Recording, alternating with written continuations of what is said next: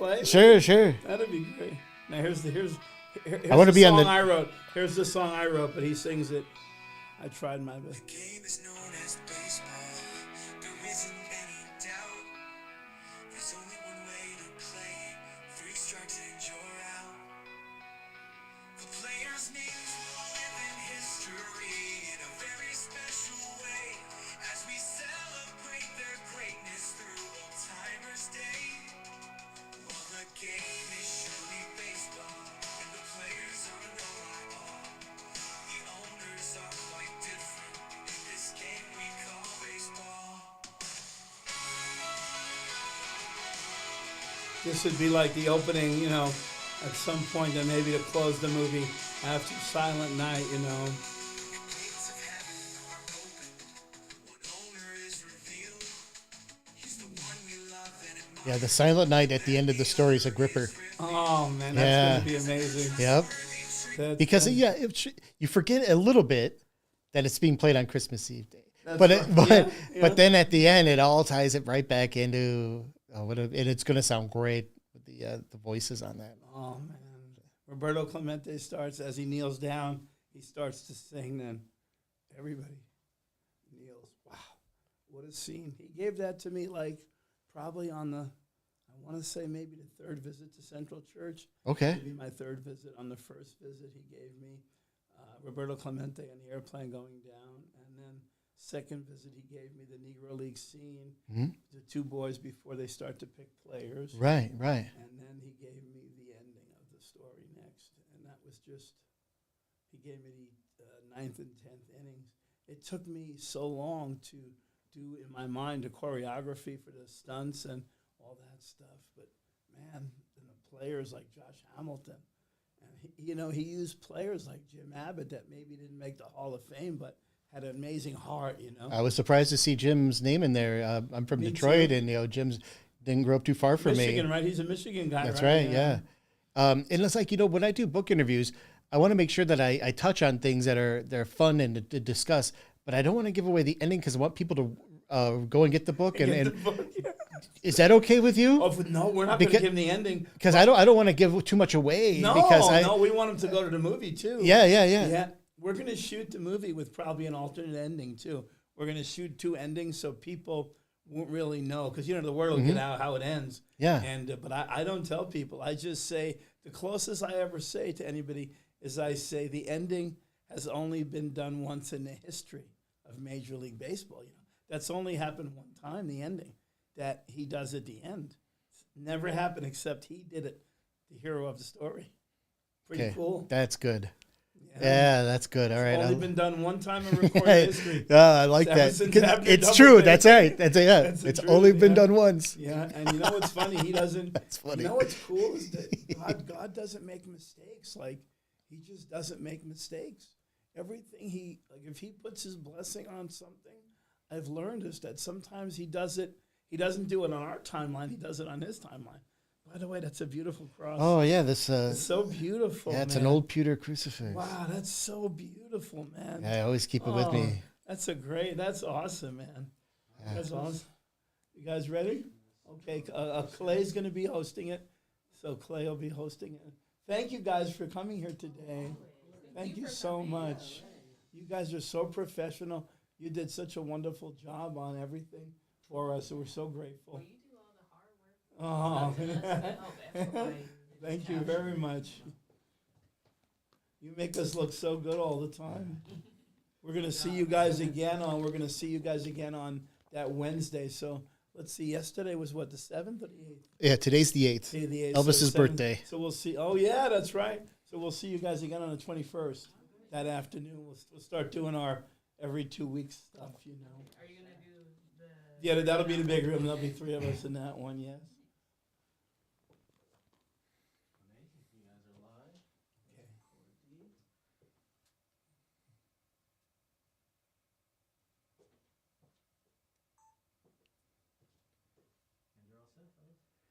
Hello, good morning, and welcome to Neon and Beyond. I'm Clay Baker from Raider Nation Radio, and what a special day it is because we're broadcasting live from Vegas Content Studio, this beautiful facility in Henderson, Nevada, and a very special guest today because Southern Nevada, it's got so many different things, but not many authors, especially when there's so many books about the casino industry and gaming and the mob history.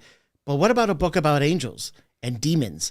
And that's why I'm happy to have author Richard Lopresto here with us. Old Timers Day is the name of the book. It's available both on Amazon as well as oldtimersday.com. It's a fascinating book about good versus evil, Satan versus God, and they both are pitting against each other to decide the world's fate through a baseball game featuring the players that are here in the present as well as the past, Hall of Famers and such. And Richard, it is really wonderful to talk with you. I'm so glad we're able to make this happen. I tell you what, before we begin, let's begin with a prayer because this book really hit me deeply, not only because I'm a baseball fan, because it touched my soul. Oh, wow. Thank you so much. It's such an honor to be here on the air with you and doing this podcast. I'm so grateful to God and to you and for the people that introduced us. We're so blessed to have them all in our lives. Guidingvoice.org, Jason DeRose. Oh, thank you, Jason. Christopher Ward from Los Angeles, California, and Scott from ESPN Los Angeles. And we're just so blessed to have Jimmy Bingham of Podcast Excellence Academy and Kobe Dumas. All these gentlemen came to the prayer tour opening for the first official casting call for Old Timers Day. And I'm just so grateful. I want to make sure I don't forget any of these wonderful, Right. There's so many wonderful people that when God blesses a project, he picks people that would probably have never met on something like this. Even you and I, it's Right. amazing how he moves the chess pieces around. And I'm just so grateful to God. Let's definitely start with a prayer. Father in heaven, we're so grateful to you today for having the opportunity for me to meet Clay Baker in person and do a wonderful show with him and bring souls to your kingdom. It's never about us. It's all about you. Holy Spirit, guide us today so we can help people who may be listening to this wonderful podcast with Mr. Clay Baker. And if we can just help one person, it's all worthwhile for us. There's many people struggling in Southern Nevada. We thank you for all this. In Jesus' name, amen. In Jesus' name, amen. Richard, this is a fascinating book, Old Timers Day. The story begins with you in church. And it's funny because my mom would always tell me, you can have a relationship with God. You don't necessarily have to be in a church to ask for help because he's always listening. But you were in a church and he came true to you. Yeah, I was born and raised Roman Catholic. And I kind of fell away from that church in the 1980s and 1990s here in Las Vegas. And then a wonderful, beautiful lady named Mary invited me to Central Church. It was called Central Christian Church at that time. And while I was sitting there on my second visit to the church, I wasn't sure after the first visit. I enjoyed it, but it was like nothing I ever experienced. The joyfulness and hearing all the worship music, I grew up, being a Catholic and being in fear all the time that you may have had an impure thought or something.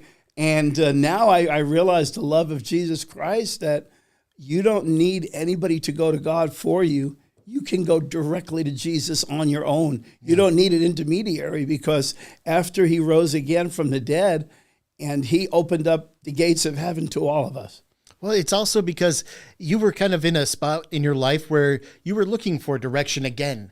And sometimes when you're in those situations, you never know if you're hearing it or you're not. But sometimes the stillness of a church allows you to hear the voice. And you told me before, like sometimes you like closing your eyes because you like quietness and the fact that that voice comes true to you. And for you, you were sitting down in the church. And why do you think it came to baseball? Because you and I both share a love for baseball, but why? Because the story can be told many different ways, but baseball was the conduit. Absolutely, and I wonder that to myself all the time, and I wonder why he chose me to write the story. And it's funny I looked at Mary at the end of church, and I said, "Mary, you're not going to believe this, but God asked me to write the story." And she looked at me and said, "You better do it then."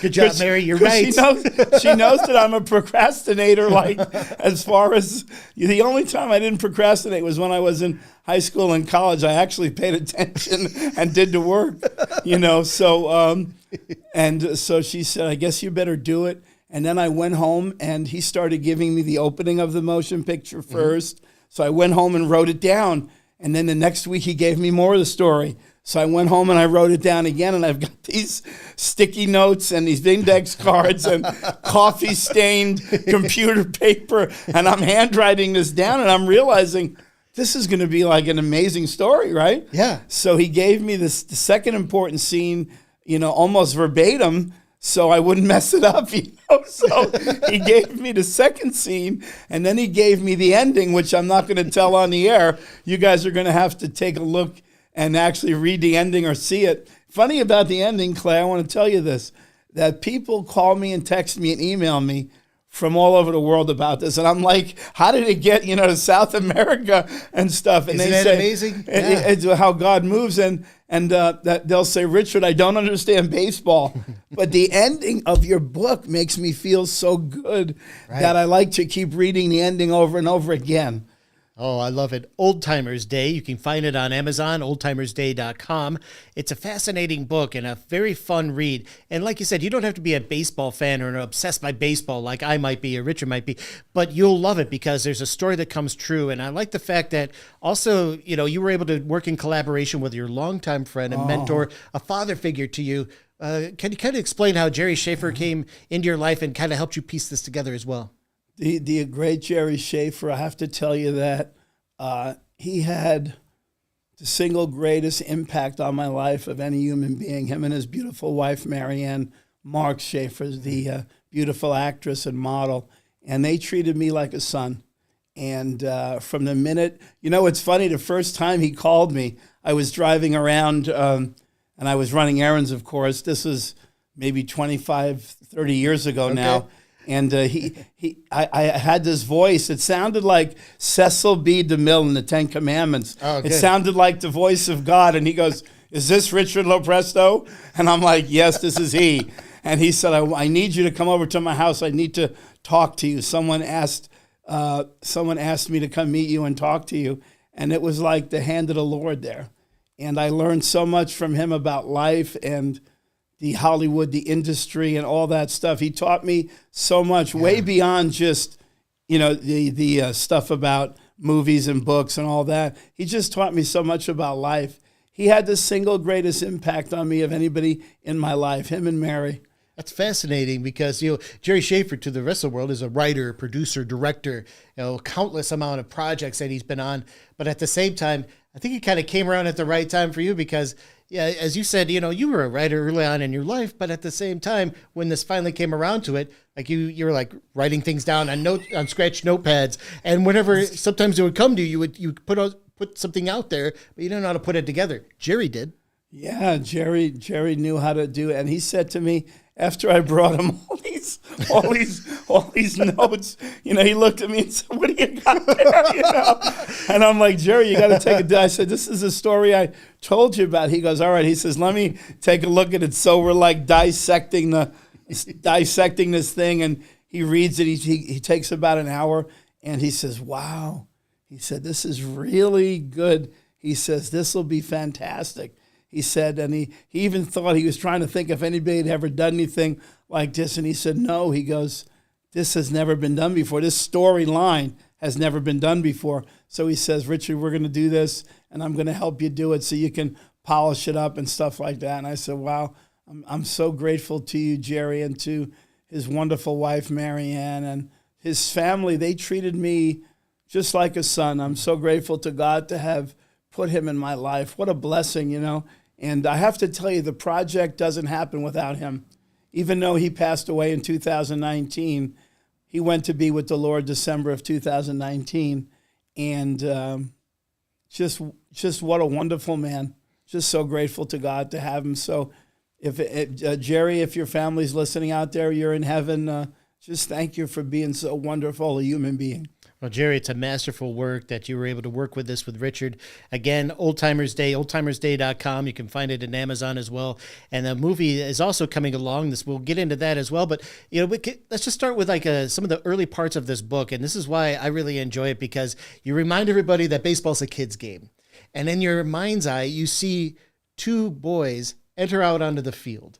And yet the metaphor there and the parallel is one is actually Satan and one is God, or Abba, the Father.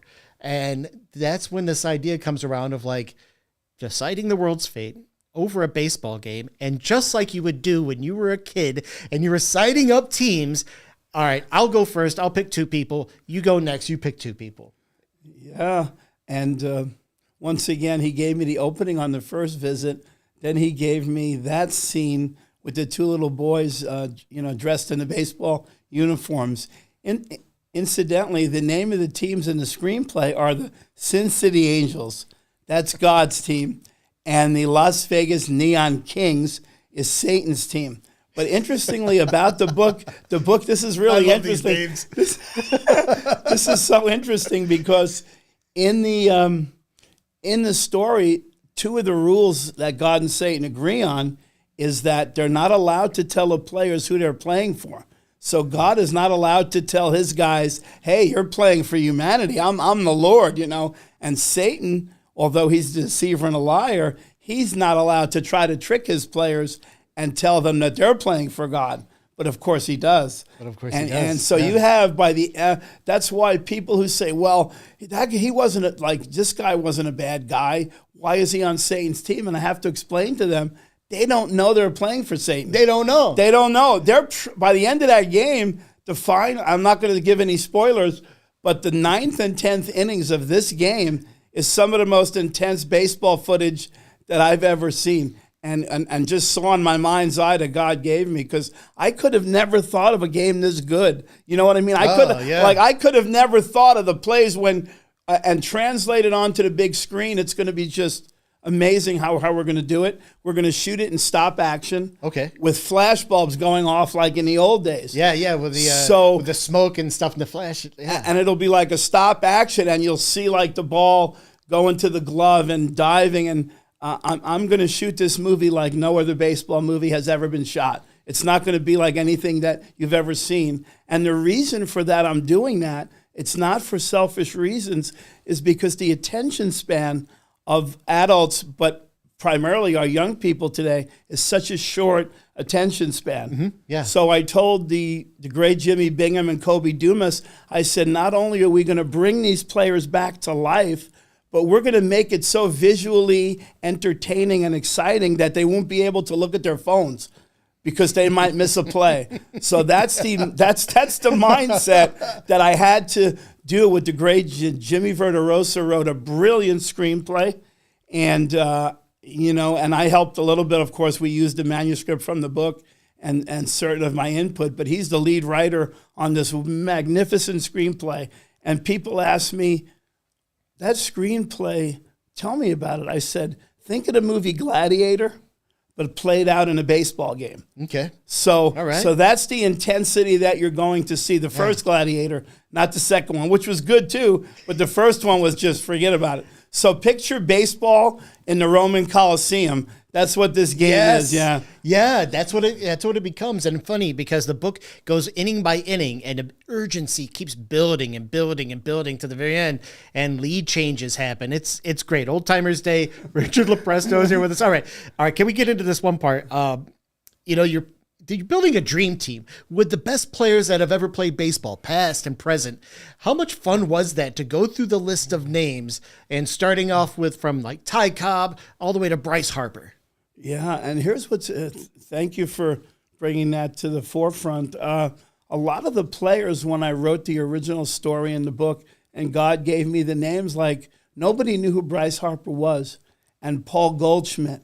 And Goldie. A lot of these players, and even when I'm doing this, I'm thinking, wow, I mean, this guy looks like he might be a good player, but is he going to be, Hall of Fame caliber? And then I realized when he picks players like Jim Abbott to be on his team, that he's not necessarily picking the best players, he's picking the players that have a lot of heart. Right. Because Satan is kind of like picking Hall of Fame power hitters. Well, Abba, the Angels team, is going after young, promising, young guys with desire and potential. Not exactly league leaders in the stats, but they're perfect for what they need to do because baseball's like that. It can't be just relied on stats alone. And I was wondering, did you ever play Stratomatic when you were younger? Oh, man. You know, and it's a stats game for baseball, obsessives like ourselves. And I was thinking the way these teams are lining up, I was like, if you played this game over and over again on Stratomatic, it would come out even.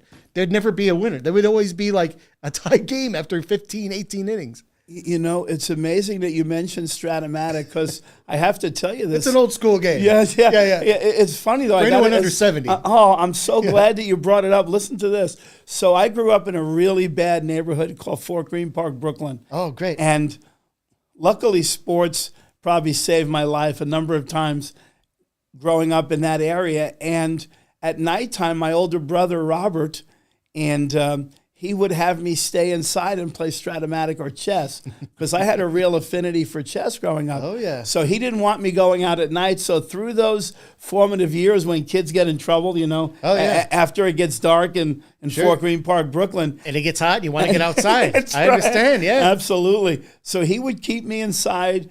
He gave me books to read. He played chess with me, and he introduced me to wonderful Stratomatic.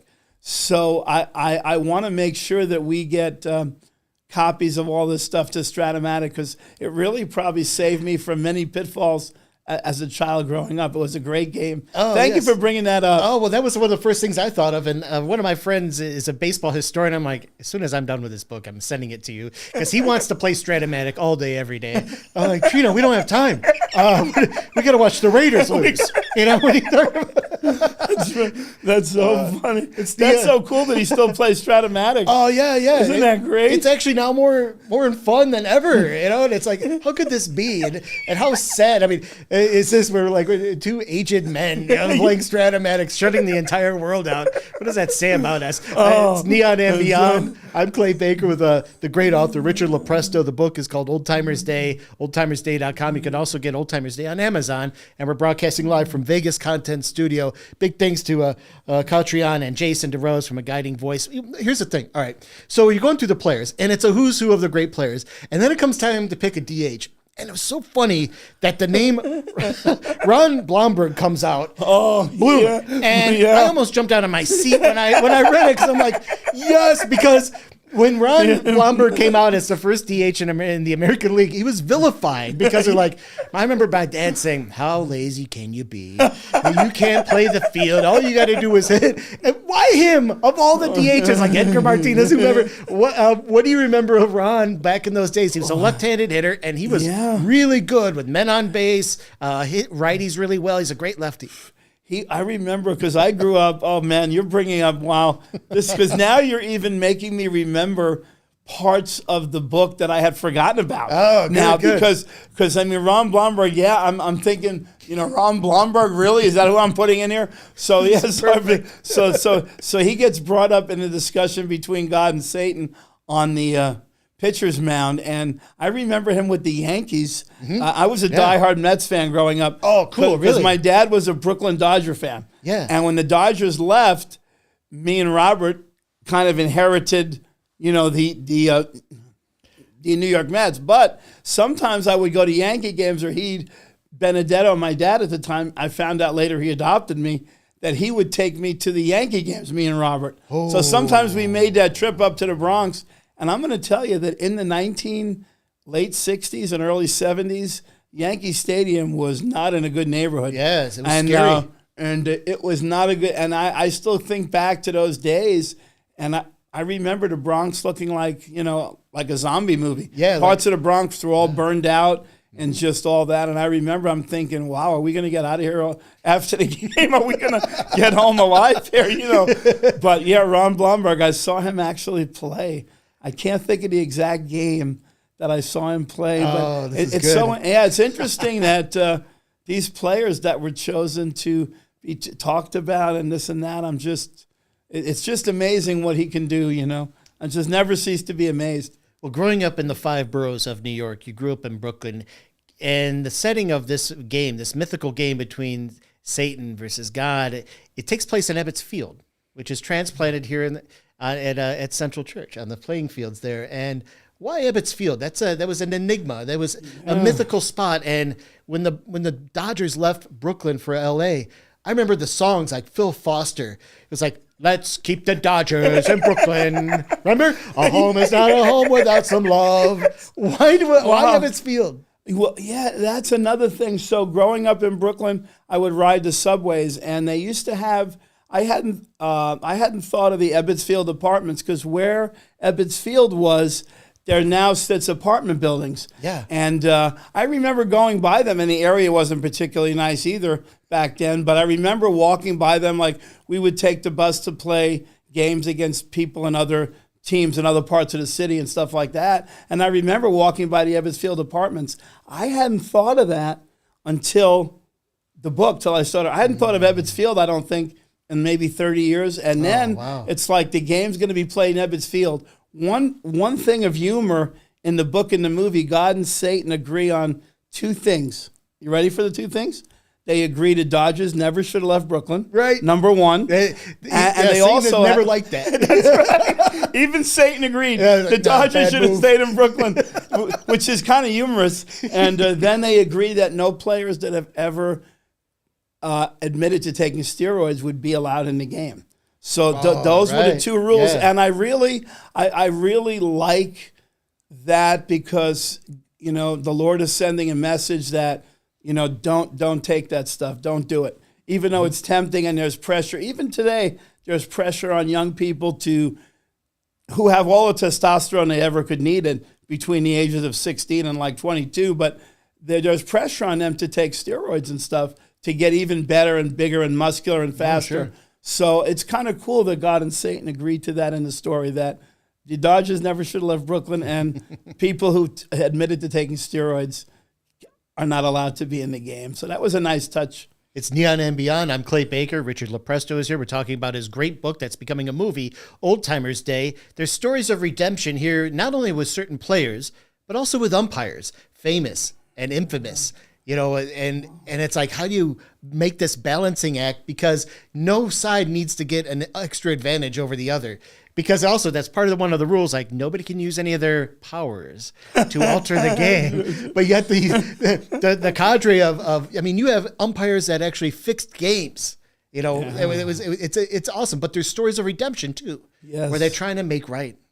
Yes, the great umpire Don Denkinger. Yes, I'm not going to give away. Everybody who knows baseball knows that he blew a call during that World Series. I think it was Game 7, the Royals-Cardinals. And it's interesting how these umpires even, and Dick Hyham is one of the umpires that Satan picks, who was the only umpire ever convicted of fixing a baseball game. I don't know where that came from, but I have to tell another story. I got to tell it real quick, Clay, if it's okay. I think it's okay. Okay, good. I want to make sure, because this is what's really amazing about the great Jerry Schaefer. So Jerry worked a lot. He did a lot of things for our government, both in the state of Nevada and federally. He was actually a hero. But I mean, he was a hero in every sense of the word, and he was definitely my hero. But he said to me, he goes, Richard, he says, after I was getting into the book and we're writing, and he says, have you ever heard of Mo Berg? And I said, Jerry, I have. I actually know what he did, because Benedetto, my adoptive father, was in the OSS during World War II. Naval intelligence. Intelligence as well, exactly. Yeah. And that became the CIA. So Benedetto, the father who adopted me, was in the OSS during World War II. And I remember them talking about it. There's one baseball card that is actually on the wall in Central Intelligence headquarters in Washington, D.C. Get out. There's one baseball card. That baseball card belongs to Mo Berg, because he was a spy during World War II. And he was actually a hero. I have to say this about the great Mo Berg. I got to tell you this. No, I want to hear it. Yeah, this is amazing stuff. If you're history fans out there, or baby boomers, Old Timers Day, it's right in your wheelhouse, and young people will like it too. But anyway, to get back to the story, Mo Berg, before he ever joined the OSS, on his own went to Japan with Babe Ruth and Lou Gehrig in that very famous barnstorming tour. Wow, yes. And he shot on the roof of his hotel an entire 2 or 3 reels of film of Tokyo Harbor. Oh, because it was very difficult to get maps and photographs of that area. They didn't know, especially with the oncoming war, they didn't know of all the warships and everything that they had. Exactly. But And was he able to shot do the that. entire harbor, and he brought those tapes back to Washington, to Virginia. I'm not sure if it was in Langley at the CIA headquarters, but so he brought all those tapes back to a gentleman named Wild Bill Donovan. And Bill Donovan is the one that signed my dad's release from World War II. And Moberg brought him all those tapes of Tokyo Harbor, and Benedetto said,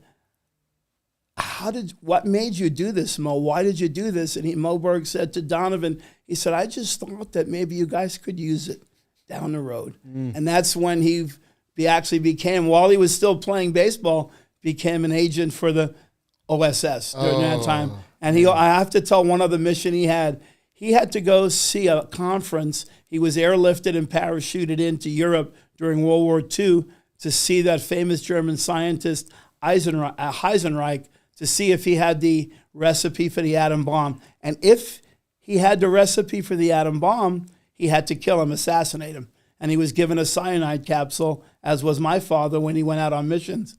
And he went to the conference, and he decided that they didn't have the recipe, so he didn't have to assassinate Heisenreich, and he didn't have to obviously get caught for doing it. So he made it back to the States safely. But it's a fascinating story for the audience if they really want to see the movie about Moberg. I read the books about him as soon as Jerry brought him up to me and said, Moberg, we got to get him in there somewhere. I said, we'll make him a player coach, So he's a player coach in the story as well. What an interesting life he led. Sorry, guys, if I diverted off the beaten path, but those were stories that have to be told about why these players from such diverse parts of baseball history are in this movie with the announcers and the umpires. And you've got Arnold Rothstein in the crowd. Yes. And John Dillinger. Public Enemy #1 and the man who fixed the 1919 World Series. And now, who do you think they're sitting next to during the game in Ebbets Field? They're sitting next to Satan. So it's kind of it's a fun story. Oh, it's so good. Old Timers Day is really a fun book, not only for baseball historians or any baseball fan, but there's also great stories about, the United States involvement in the history of how certain players really affected the rest of the country on many levels. One of them is Roberto Clemente. And Roberto Clemente's name comes up early in this book and often, and it's very poignant. How important and influential was that player to you when you were growing up? Oh, I remember, of course, I'm a diehard Mets fan growing up at the time that his airplane crashed into the ocean off the coast of Puerto Rico. And he used to come into Shea Stadium, and he would just destroy the Mets. Him and Stargell and Matty Alou and Manny Sanguin. And all these guys would just come in there, and they vanquished us all the time. But finally in '69, the Mets... The amazing Mets came and they actually fought back and won that World Series. They had a great young team. I was 9 years old. I had the Stratomatic cards for those guys, for Grody and Ron Taylor, Tug McGraw. I mean, the Stratomatic cards, I wish I still had them, but I don't. But Roberto Clemente, my older brother, was 10 years older than me, and I didn't realize he was actually my uncle. I really thought he was my older brother until I got to 28 years old. Cool. I found out I was adopted at 28, so he turned out to be my uncle, he had a huge impact on my life as well, not in school and chess and athletics. But I remember him telling me about Clemente, about he was more than just a ball player. And he really was. He was a great humanitarian that did so much for young people, and yes, he did. Just mentoring in Puerto Rico and Latin America. He was bringing earthquake aid to Nicaragua when his airplane crashed into the ocean. He had to bring it himself because they kept stealing it. Every plane that he would send over, the bandidos would steal all the supplies. So he felt everybody knew him in Nicaragua, that if he went in person, they wouldn't get stolen. That's why he was going, and he tragically died. One interesting note about him, Tom Walker kept trying to get on the plane with Roberto to go. Tom Walker, Neil Walker's father. the baseball player. And if Tom Walker gets on that airplane, there is no Neil Walker. Think about that. That's pretty heavy. That was heavy. When that came up in the book, I did not know that. I didn't know it either until, I didn't know that. That's a stunner. Yeah, Think about sure what could is. have been. And the sacrifice that Clemente provided also rings deep into the story of, that it takes a certain amount of sacrifice to serve yourself, to be a part of things that are greater than yourself. And using, at the top of his stardom, Clemente could have had other people do that. He didn't have to go himself, but like you said, he knew what was happening. He knew his stuff was getting stolen and used for contraband, and he had to go himself. And it's such a great story that's interwoven here in Old Timers Day. This story is now being made into a movie. Old Timers Day is there's a screenplay that James Verderosa has worked on, and it is award-winning. It is getting a ton of great press. People are reading it. They're blown away by it. It's a fantastic story. When you were writing this, could you picture the images of Satan, Abba, the Father? Was that ever coming through to you, or did that have to come through the screenplay and the writing out that? Because sometimes when you're writing a book, you're not necessarily thinking about a movie, or are you? Well, you know what? For this thing, especially after I brought my notes to Jerry, and he said, wow, he says, this is going to be a great movie. And while I was writing it, while I was sitting in Central Church, I was sitting there, and these images are coming to me at the end of the service, that second visit, and I see the images of the darkness of the cockpit and the noises coming from it. So the Lord did put it in my mind's eye. And so which is kind of interesting because I have an imaginative mind. I just happen to have that. It was one of the things I have. So of course, I was thinking about how it would translate it. And then when I started writing, I got excited and I start to write really fast and I couldn't read my notes. So I'd have to rewrite my notes 2 or 3 times. And just write. I mean, what I brought to Mr. Schaefer was, he just looked at me like this, and he had these glasses he wore, and whenever he wanted to make a point, he'd put him down on his nose and look at me like that, Jerry. And just a wonderful man, But then after he read it, he really liked it. He goes, I got to give you some help on this, he said, Yeah. And we were able to create the book thanks to Jerry and his beautiful wife, Marianne, and his second wife, Marianne, passed away at a very young age, and Ping became his wife around 5 or 6 years after Marianne passed away. And they were just so good to me, Clay. They were so good to me. Well, the story is one that needs to be told. It's going to be told. You got to find it at Amazon and oldtimersday.com. And also, there's big plans now, a nationwide prayer tour. Check this out. The Storm the Barn coming around America in a city near you. There's affiliates all over the country that are getting ready for this book as you bring it around the country and tell this story. What's that like? What goes into that? Because this is a major undertaking, just as big as trying to create a movie. Yeah, it's Jerry and I, of course, the Lord laid on our hearts. But when we first came up with the idea of the tour, it was not a prayer tour. It was a casting tour. Because we felt that we could pre-sell the movie to the world by making the public feel a part of this. And having regular, everyday people, a guy might look like Willie Mays, and he'd try out and we'd shoot him, have him sign a theatrical release, and perhaps use his image in the story. So, the caravan would travel the country, pull into maybe Sugarland Field is one of the sites we're going to go to down in Houston, Texas, where the Constellation Field, where the Space Cowboys play minor league baseball. A lot of great baseballs come out of Sugarland. Oh man, that's the truth. And so we're going to go down there, and we're going to make the people feel a part of it. We've got original songs we've written. We're going to do a daily podcast and a prayer, especially after we lost Charlie Kirk. My fervor for this has become even greater to talk to young people about the love of Jesus Christ, and that the Lord can meet you wherever you are. We know that there's many people who sit and watch their screens all day and just are sad and depressed from social media and being insecure about themselves. So you have to really give the Lord a chance. If you're a young person listening or an older person that's kind of lost, we all get lost and we all face challenges. No matter how your life appears to be so wonderful. Everyone's fighting a battle out there. Drugs, alcohol, depression, Ain't that the truth? all Yes. kinds of things. So the real focus now, after seeing our country so divided like I've never witnessed it in my life, the real purpose of the prayer tour and the movie and the book is to try to unify America and try to make us all love each other again instead of just dividing us.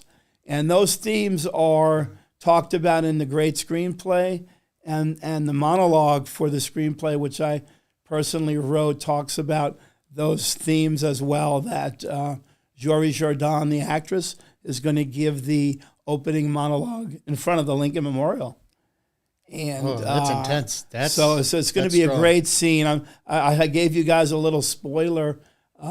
Jory's a great actress and a friend of mine, and she's going to give the opening monologue for the motion picture. And I'm just thinking to myself, if we can help one person, or there's so many homeless children in Las Vegas, which should never be in a city that has this wealth. Oh, it grows every day, that number, unfortunately. And if we can just help just one, It can be done. it'll all be worth it. It will be. It will be done. And you can see it for yourself. Go online. Get this book from Amazon. Oldtimersday.com is another spot. It's Richard Lopresto here with us, this fantastic book. One more thing, though. There's something interesting about this movie is that there's interesting people behind God's dugout. Who are they? Yeah, it's funny. At the scene in the book and in the motion picture as well, just before God and Satan agreed to play this game, all the Negro Leaguers who ever played show up at the pitcher's mound, led by 7 players. And the great Satchel Paige gets to the pitcher's mound first. And I'm not going to give you the dialogue, but that's one of the great scenes in the book and the movie that was given directly to me. I could never have thought of anything so moving. And I think back to Stratomatic doing the Old Timers Day sets and the Negro League sets and all that card sets. That's where the game came alive too. Yeah, it sure did, man. And so they are all going to move behind the dugout. The ones that don't play in the game are going to sit behind God's dugout with a lot of children that have handicapped children. They're going to sit there with children that have cerebral palsy or in a wheelchair or can't walk or things of that nature. And interesting note is Clayton Kershaw pitches for God's team in the story, and he comes to Las Vegas to do a game called at Miracle Field. He does the game where he participates in the game with the handicapped children here.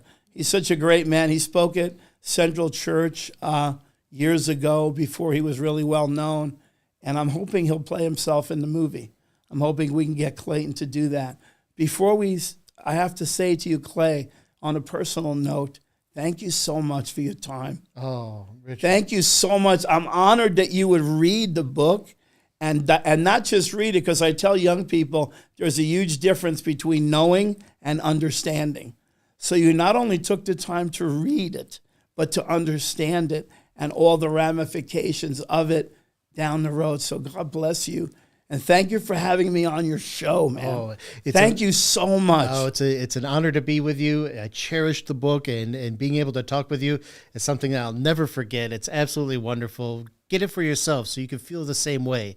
Go online, oldtimersday.com. Even on Amazon, you can get it.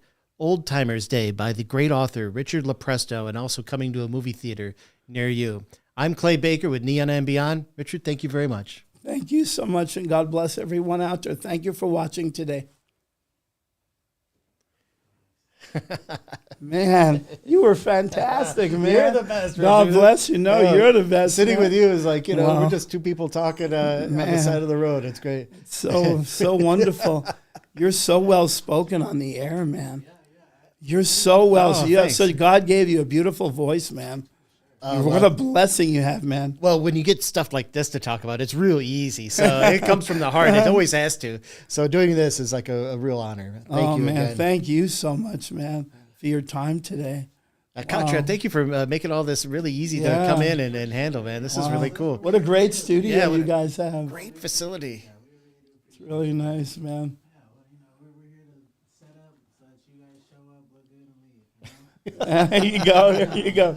But I mean, you guys also did on the previous shows. You did